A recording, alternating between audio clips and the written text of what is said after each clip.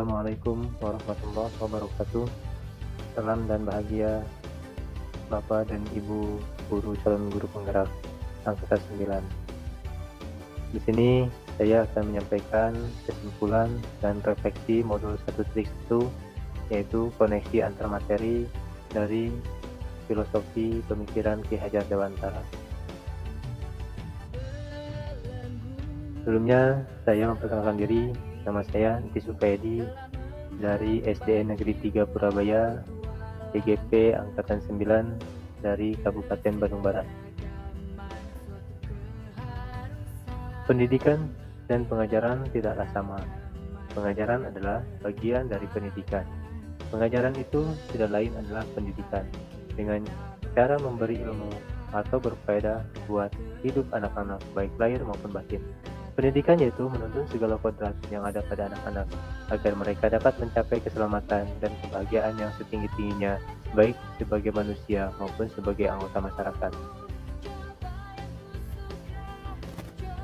Ada 3 pertanyaan merefleksikan diri. Yang pertama yaitu apa yang saya percaya tentang murid dan pembelajaran di kelas sebelum saya mempelajari modul 1.1. Yang kedua, apa yang berubah dari pemikiran atau perilaku saya setelah mempelajari modul 1.1.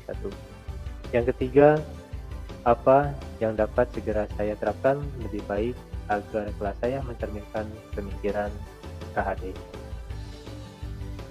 Ini saya akan membahas yang pertama, yaitu apa yang saya percaya tentang murid dan pembelajaran di kelas sebelum saya mempelajari modul 1.1. Sebelum saya mempelajari modul 1.1 tentang filosofi Ki Hajar Dewantara pada program guru penggerak ini, di mana saya hanya mentransfer materi saja kepada murid. Lalu ketuntasan dalam menyampaikan materi lebih penting daripada pemahaman karakter murid. Saya melihat murid hanya dari aspek kognitif saja. Misalnya saat ulangan harian atau saat murid mengerjakan tugas. Jika nilai murid sudah mencapai KKM, dianggap pembelajaran sudah berhasil. Lalu, murid hanya sebagai objek pembelajaran, sehingga pembelajaran berpusat pada guru atau teacher center. Tidak mempedulikan murid apakah sudah paham atau tidak apa yang telah saya sampaikan, karena fokus utama saya yaitu tercapainya materi. Lalu meminta siswa untuk menghafal materi, tidak mempedulikan bagaimana cara siswa belajarnya, sehingga saya merasa gagal dan mengeluh jika murid merasa tidak tuntas. Lalu apa yang berubah dari pemikiran atau perilaku saya setelah mempelajari modul 1.1? Setelah saya mempelajari modul 1.1 ini, bahwa apa yang saya pikirkan dan saya lakukan itu tidak tepat.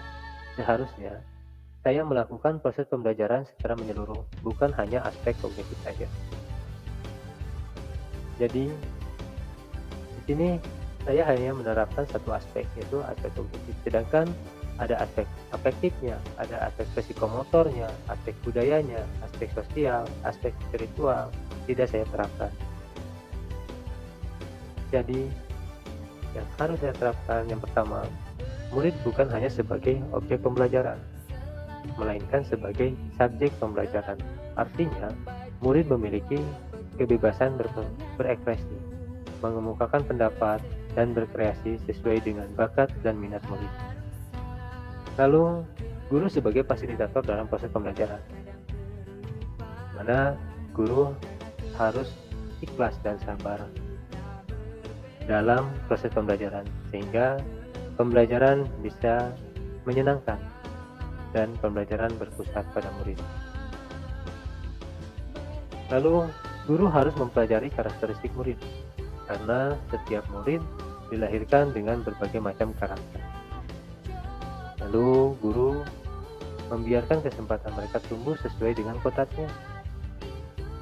Mana di sini guru harus bisa menanamkan tentang budi pekerti, di mana mendidik dalam mengolah cipta, rasa, karsa dan raga yang seimbang atau holistik.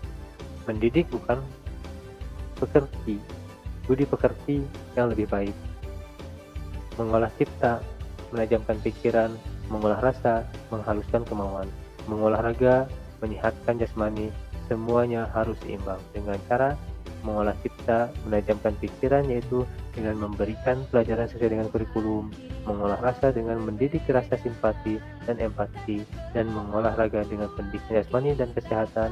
Dalam hal ini tidak saja menyehatkan badannya saja, tapi juga menyehatkan rohani anak, memiliki jiwa sportif yang tinggi. Pertanyaan pemantik yang ketiga yaitu apa yang dapat segera saya terapkan lebih baik agar kelas saya mencerminkan pemikiran KHD.